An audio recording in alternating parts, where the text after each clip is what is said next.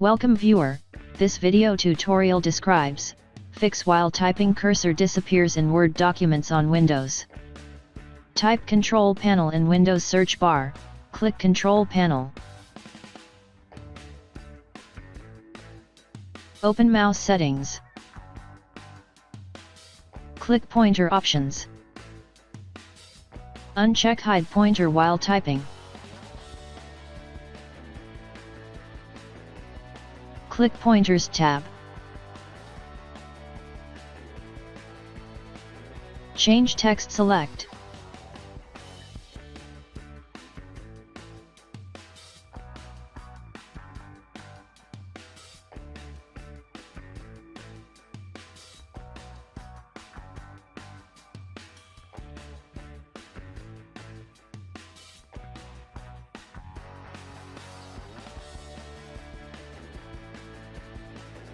Click Apply, click OK.